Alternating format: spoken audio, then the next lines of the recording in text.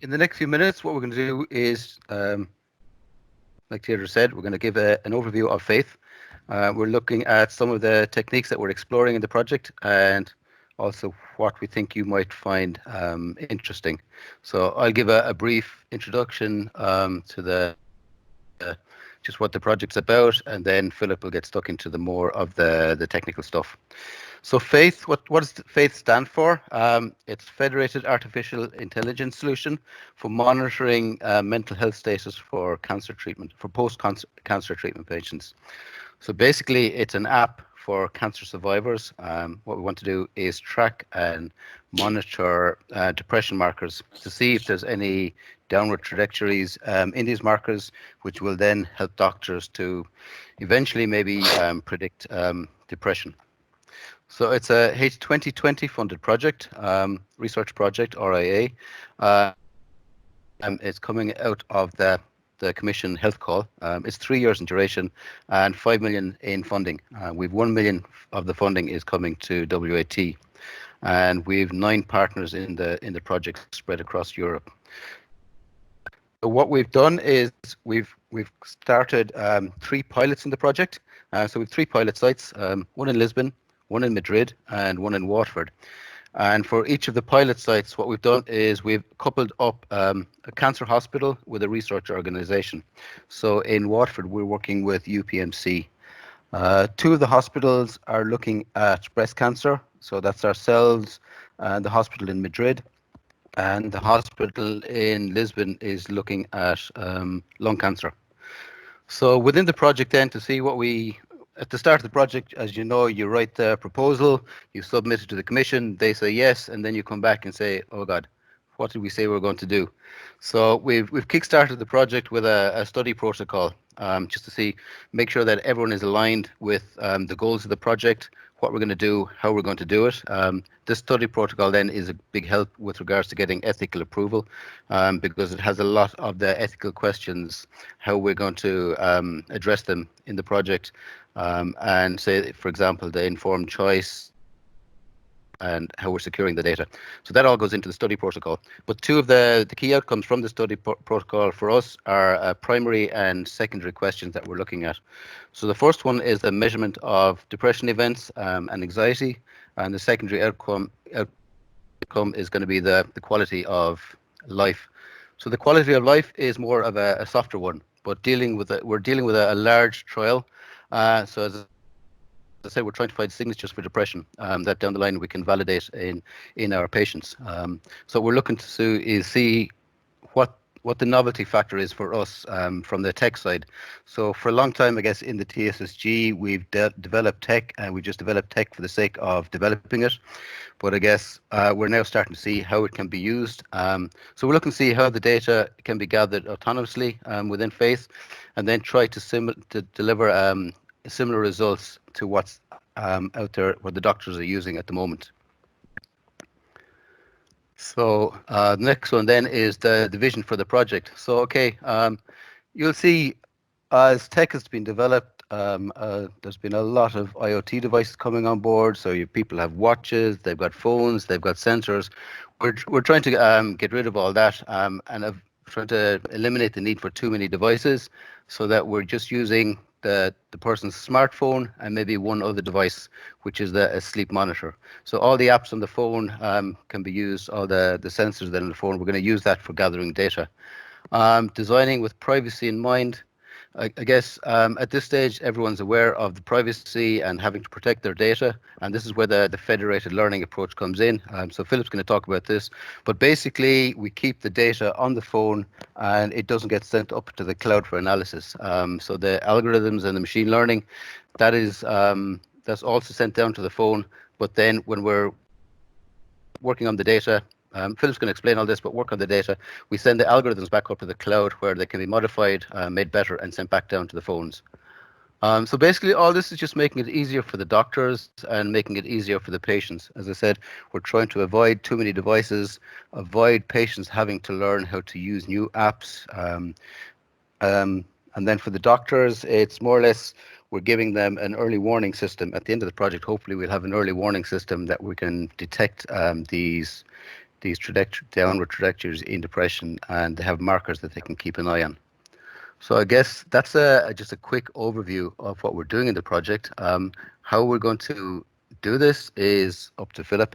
He's in charge of the technical side, and I guess it's all his idea with how we address this in the project. So Philip, I'll hand over to you.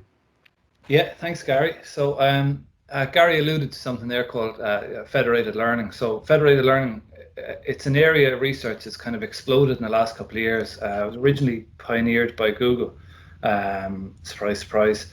And what it is there's a lot of seeming complexity around it. When you dig into it, it's quite simple at its core. Some of the techniques get very difficult, but to try and conceptualize it, it's actually not that hard. So the whole idea of federated learning is it's essentially you're trying to decouple the ability to do machine learning from the need to store all your data and your processing up in the cloud. So this little simple image here is unfederated learning. It's the kind of traditional world of AI or ML models that are being run in the cloud. So you have an app on your phone that might want to make use of some AI functionality. And what happens is your data gets sent up to the cloud where some trained model exists. That data is given as input to the model. The output is then passed back to your app and then shown to you in whatever that's going to be, some prediction or classification or whatever it might be. There's obviously a lot of issues with that. So you're giving your data away. So there's privacy issues. There's latency issues because you have to transmit your data. There's costs for the person hosting all this stuff up on the cloud. But the trying to overcome the privacy was the real motivating factor behind federated learning. So what federated learning tries to do is you still begin with the globally trained model, but now you deploy that model to everyone's device, and the model gets retrained on the device with the data local to that person. The data then never leaves the device, never goes up to the cloud, and each person's model learns according to them. So what you get with that is you get kind of really hyper-personalized models. You avoid the latency problems. You overcome a lot of the privacy issues. There are more privacy issues that arise that they're actively being researched, but you overcome the one of giving your data away to some third party. And what happens then is this: you eventually have a range of these hyper-personalized models on different devices, and the change between the original model and the newly trained local model, that change is encapsulated, and it's only the change to the model that gets transmitted back to the cloud, and it aggregates all these different changes to result in an improved global model, which is in turn then sent back down to devices.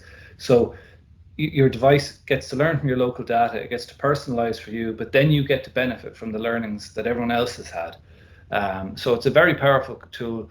When it was new to me when I was looking at the proposal for FAIT, and it just fitted our use case very well, because you think of the areas that this could work in. So you're training self-driving cars using real-world driver behavior, but you're not taking that data away from the driver. You're helping hospitals improve diagnostics, but you're still ensuring patient privacy. And for us, you're predicting changes in the mental health of a broad population, but you're not losing that privacy aspect. You're not giving data away. So it seemed a really good fit for us. And essentially what it is then for FAIT, it's the bedrock that the rest of our algorithms are going to hopefully reside on. So we're going to talk about things like NLP. We'll have different sort of models to try and track changes in the mental health, to be really a suite of different things running on it, but it's federated learning at the core of what FAIT is going to be. But a large part of it as well is NLP. So when people hear NLP, they often think chatbots, and the chatbots get a lot of press at the minute. But to try and explain briefly what NLP is, it's really made up of a couple of little different things. So you have natural language understanding, which is the ability for the machine to comprehend what's being said to it. Then there's some machine learning to determine the right response, and then there's a natural language generation. So you give some human-like response back. Say you're talking to a chatbot on Amazon or Sky or one of those, and you might ask, what's your returns policy? Then NLP side of it needs to be able to respond to you to say something like, you can return your item within 30 days. It's a very simplistic example, but that's how a lot of them work. The benefit for us of really trying to put NLP at the forefront is, there's a nice quote I came across here from Emerson back in the 1900s. So language as a city, to the building of which every human being brought a stone. So I like to read a lot. This made a lot of sense to me. We communicate with language, whether it's written or verbal. Anything we learn eventually gets stored as language. You think of the trillion or so pages that are on the internet. Through language, we kind of capture our emotion, we capture things that we design, we capture ideas. The wealth of knowledge that gets tied up in language is obviously enormous, but the difficulties around it are also huge. So if we can tap into this, the benefits of any project that can make use of it are massive. An issue with it, though, is a lot of times you kind of pull back the curtain on some of these NLP solutions and it's very Wizard of Oz. You know, the chatbot that you thought was telling you about returning an item could be one of 1,000 call center workers that are actually just typing this stuff in. And it's not that big an exaggeration. Having done some work with companies that were claiming they were doing really good NLP, what was running behind the scenes was not. So when you talk about NLP and all the promise of it, I think it's really important to try and scope and bound what it is you want to do. Case in point, I don't know if people saw this recently, the last few days, the OpenAI Foundation have launched this, they've publicized this new language model, GPT-3. It's been taking the internet by storm about all the capabilities it has. If you look at some of the statements people are making on Twitter, so like OpenAI, GPT-3, maybe the biggest thing since Bitcoin. I don't know if that's a positive, but so I'm asking GPT-3 about the existence of God, and now I have no questions anymore. This guy's saying that he made, and this guy down here gets, you know, he's a fair bit of traction as an engineer, but he says he made a fully functioning search engine on top of it. And people saying, oh, game over for Google, you know. Sam Altman on the bottom right, his mind is blown, and here are my thoughts on how everything is going to change. Now, you should always, Sam Altman is the CEO of OpenAI, and he's a guy that did say OpenAI might be able to capture the light cone of all future value in the universe. So he is a guy that can give into hype, but hype with NLP is, it's insane at the minute. Hype with AI has been kind of crazy for a couple of years, but NLP, particularly when you see this GPT-3 stuff, the hype around it is just massive. People think NLP can do things that it can't do, and they see something like OpenAI and it just fosters it. For us, what we're trying to do with NLP and Faith is to really constrain what it's going to do. It's not a chatbot that's going to sit on a phone and have a really in-depth conversation with someone. We want to try and streamline the engagement between the person and the Faith application, particularly because we'll be looking at older demographics or people that might have comorbidities or illnesses that mean that just using an app normally is going to be a bit of a pain. So if we can try and streamline that with NLP, that's a massive benefit for us. But as I said, we're really trying to deliberately limit what it's going to do. It is exploding. There's one really interesting fact I came across when I was looking at NLP and how it's grown over the last years is there's only 2 technologies in US history that had uptake by 1 in 4 Americans in 2 years. The first was the iPhone and the second was Alexa. So they now project that like 75% of homes in the States are going to have Alexa or Google Home or one of those this year. But you have to remember then that at the last count, the number of engineers in Amazon working on Alexa numbered something like 3,000. So the stuff that they were able to do is not the stuff that most people are able to do. So we want to try and streamline that user interaction. But we also want to dig into the emotion of the user a bit using NLP. People might hear term sentiment analysis. That pops up a lot in kind of machine learning tutorials. Sentiment analysis, usually if you want to use sentiment analysis learning on, say, your Twitter feed if you're a brand, to get if someone's talking about you in a positive or negative light. But it's, you know, it's really about polarity. It's black and white. It's trying to see if someone's good or bad about this.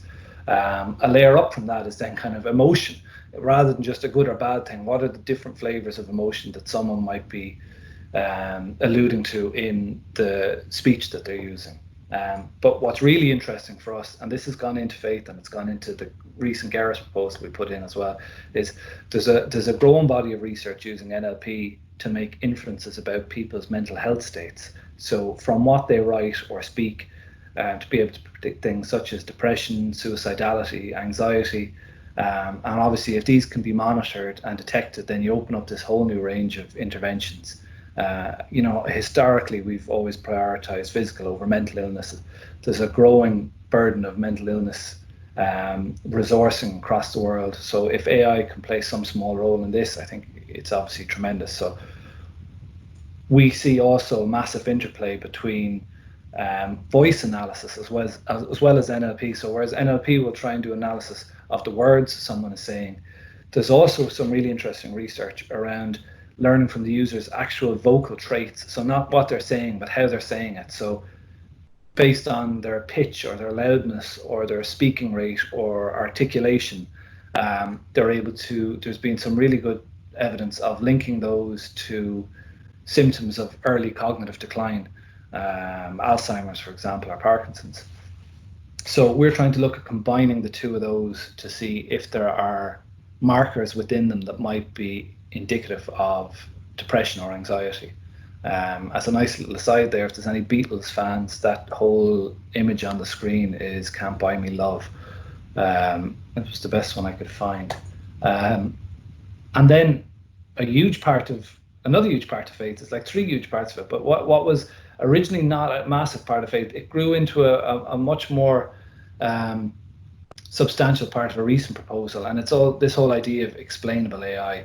So anyone familiar with AI, they might have heard this, the fear of them being black boxes. They're a closed system that they receive an input, it produces an output and offers no clue why. Usually deep learning models, there's plenty of machine learning models that actually do give a clue why, but with deep learning, it's been a criticism. This is obviously bad for many reasons. You look at AI models being used for recidivism in sentencing out in the States, to models to try and predict whether someone is likely to commit a crime or not. And this is being used during sentencing or parole. And it's been upheld in courts in America where a model was used to deny someone parole. And when they asked to get an explanation of why that model, when the defense lawyers asked for an explanation of how a model could make that decision, the judge ruled that it was IP of the company that had developed the model, so they couldn't explain it to him. So there's some real worrying things around that. But for those of us that hopefully never commit a crime, we're still going to look for mortgages or health insurance, etc. And increasingly, these decisions are going to be automated. And if you can't explain why a decision was made by something that's automated, it's really worrying, because you don't know. It might be accurate, but it might be accurate trained against the wrong goal. So for us, if we're trying to look at explainable AI, there's two large parts of explainability in my mind. It's the first thing is that you need to make sure what you're developing is reproducible. So model reproducibility. There was a recent survey in Nature where I think it was around 2,000 researchers were surveyed, and more than 70% of them have tried and failed to produce another scientist's experiments, and more than half have failed to replicate their own experiments. So if you're publishing research but other people can't reproduce it, or you can't even reproduce it yourself at a later date, then it's meaningless. I mean, how can anyone have any trust in something that's not reproducible? So we're looking at a host of different tools for this. I only have an image here of something called DVC, data version control. It allows you to track models and data. It's like GitHub for modeling, basically. It's only one of the things we're looking at, because we're just scratching the surface on this in the last week or two. It obviously disseminating through some of the commission's agendas like OpenAIR and Xanadu, etc. But really, this part of it, reproducibility, for us is all about software engineering best practice. If we're building something, we need to track exactly what we're doing between that raw data and the model that acts on it, and then how to make that shareable and reproducible for other people. The other side of the coin from reproducibility is model transparency. So lifting up the lid on the black box, seeing where bias might have been injected. It's all over the news lately, in America, systemic racism, etc. There's incidences of bias everywhere, and it's actually becoming a real hot topic in the machine learning community. That there's inherent biases being built into a lot of algorithms that have a big impact on our day-to-day lives. If anyone's read, I forget, Kathy something, the Weapons of Math Destruction book, and it's a big part of it, that there's algorithms making a lot of decisions on us, and there's a lot of opportunity for bias that we all have as people. But if that bias gets injected into an algorithm and we have no insight into what then is happening in that box, it's a worrisome thing. So what we're trying to look at with that, again, it's some new research from Google around it. It's the idea of these model cards is what they call it. They're essentially short documents that accompany a trained machine learning model. They can provide benchmark evaluation against different intended applications. They disclose the context in which the models are intended to be used, performance evaluation, other relevant information, etc. That slide is an example of one of Google's own model cards for face detection model up on Google Cloud. And it's a really nice idea that accompanying the model that you develop, there's something that really clearly explains to a broad audience what that model is designed for, exactly what it's doing with the data that it's analyzing, its output, and how that output then can be compared to similar models in that area. So again, we're scratching the surface on that now. And TensorFlow, I said at the start that, you know, how I came to love TensorFlow, that's a great exaggeration. We're only new enough to TensorFlow. We previously used PyTorch on a lot of projects.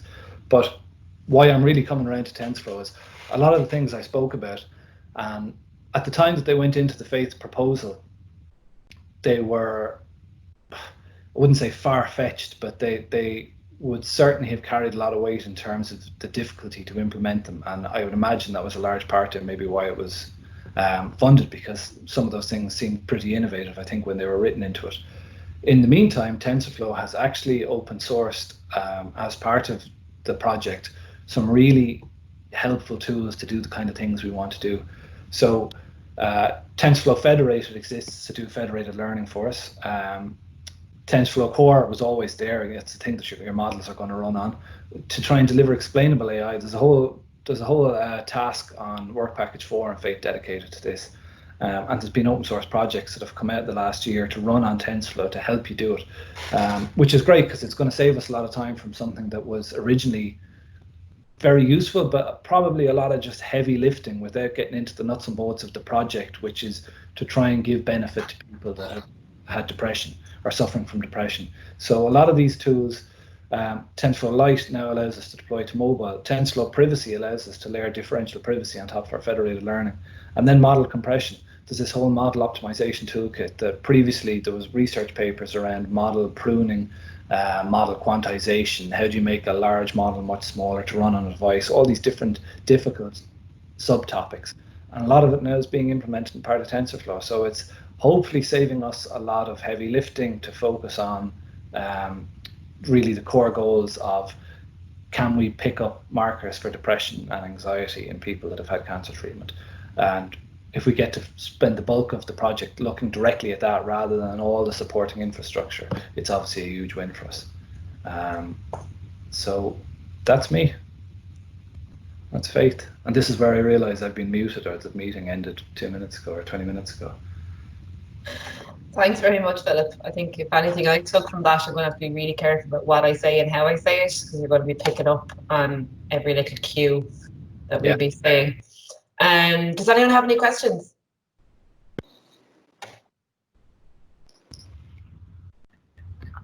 Hi, Deirdre. Hi, Philip. It's Mohit here. Thanks for the presentation, Philip. Nice presentation. Yeah, can you hear me clearly? Yeah. So the question that I have is, I have two questions actually. The first question is, what kind of data are you collecting or planning to collect exactly? What data that would be collected from these patients after the cancer treatment? What's the plan over there? So yeah, it's what we're actually trying to do at the minute is define the different data points we're looking at. In the proposal, we had originally identified markers of depression such as activity, sleep, mental outlook, activity. Yeah, it's really activity, sleep, outlook. And as the project has kind of ramped up a bit, then some of the other partners have been doing a lot of work around motion analysis, so not just activity, gait, changes to different motion metrics.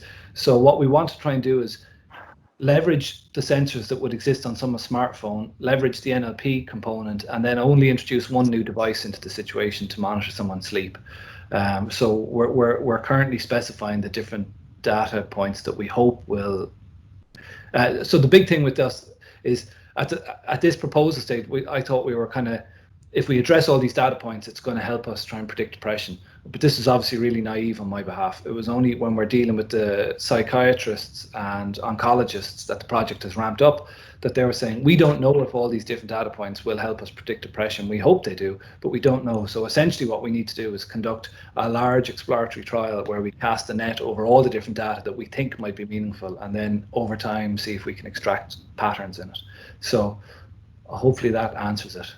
Oh, so initially it would be like the activity data, the number of steps taken by the person, or how they are doing the gait score, what's their... Yeah, it might be their gait, it might be, so as you said, steps, but it might be then not just steps, but say patterns of activity within a house, patterns of activity outside. Are they going between the same locations a lot? Has how they're moving changed over time, whether you're using then GPS or accelerometer, etc.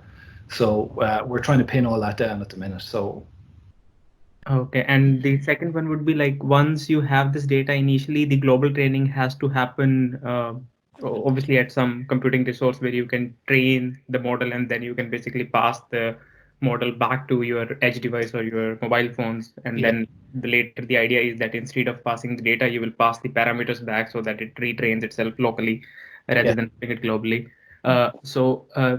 Like how that will happen, because currently I believe there might be some issue related to ethical, which would be probably a longer issue that you are facing, but still the data will initially has to be collected globally. Is that correct? Yes. So the end goal obviously is that we could have, we'll have discovered some patterns within the data set that would be indicative of the onset of a mental health problem. And those models then hopefully, if they're developed, could be deployed as part of a federated learning environment. But obviously, for us to be able to answer that question, the initial stage, we have to get that data ourselves to try and analyze it and make sense of it. So as Gary said earlier, the study protocol that we're working on, this is something that needs to go to the ethics boards in the different hospitals really within the next few weeks, even though the trials might be for another year or two. So the ethics side of it is going to be arduous, but not something that we can't overcome. It's clear that the data initially has to come up to the cloud, has to be analyzed by us, but ultimately we want to then snip that tie between the cloud and the device and just have a model that can be deployed.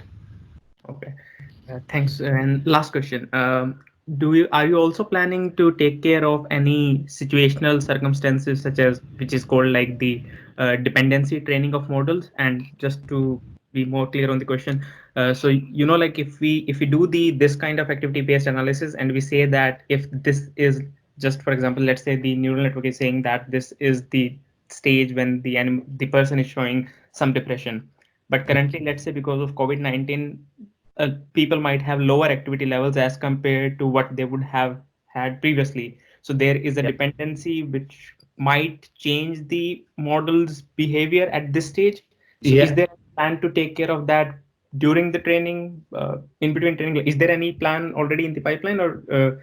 So those questions we're going to really hand over to the psychiatrists on it, because we couldn't answer them. Like even the warnings for us were that they said, you're looking at models for depression, but tailored for people that have undergone cancer treatment. So depending on where we interact with them in their kind of care journey, i.e. diagnosis or post-diagnosis, affects it. Because as they said to us, if you get diagnosed with cancer, you're going to be depressed, So all our markers are thrown out at that point. So we have to, there's obviously lots of different knock-on dependencies here that need to be taken into account. So what we're trying to do is, and I probably should have mentioned earlier as a slide, is there are questionnaires used by psychiatrists to the current method for a psychiatrist assessing someone's mental health state for depression or anxiety. There's scales known as HAM-D, or there's one MADRS, M-A-D-R-S, Hamilton scales. For quality of life, the World Health Organization has something called the EORTC questionnaire. So they do these kind of clinician-rated questionnaires, and someone answers the different questions, and they might be guided through the interview, and based on their overall score, they get a kind of diagnosis on it. So we're going to try and match what we're doing against that gold standard. So even though things like COVID will have caused knock-ons, in practice, those scales are still being used today, despite COVID. They'll just be weighted differently, I guess, because the person delivering the questionnaire has a bit of expertise around it. So by us partnering with the hospitals, we get to leverage that, because we obviously wouldn't know it. We wouldn't know how to weight things based on other parameters that might affect mental health. So yeah, it's a really good question, and it is something that we have to tackle. Oh, okay, perfect. Thanks, Philip. Thanks. Just to say as well, it's not a matter of us taking over from the doctors.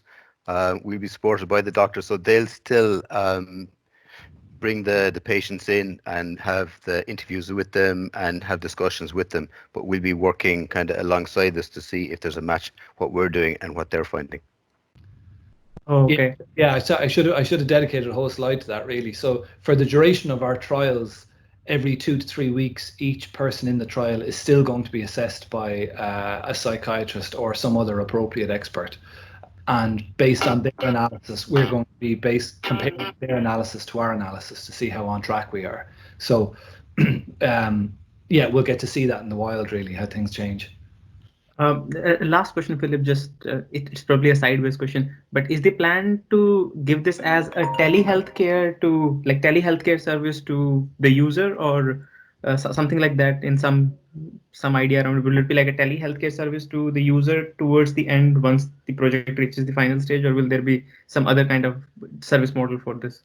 I don't know is the quickest answer to that one yet. We haven't really thought of exploitation past the project. It'll be something that obviously partners in it will work on during the project, of what gets exploited. Is it something that gets exploited directly by the hospital?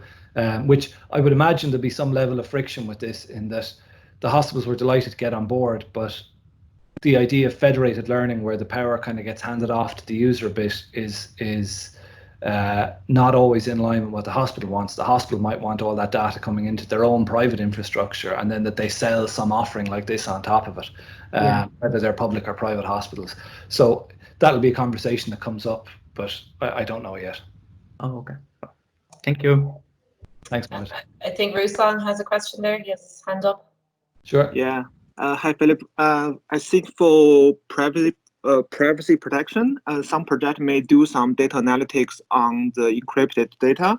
So when writing the proposal, have you considered or compare this kind of privacy protection data analytics tools or techniques?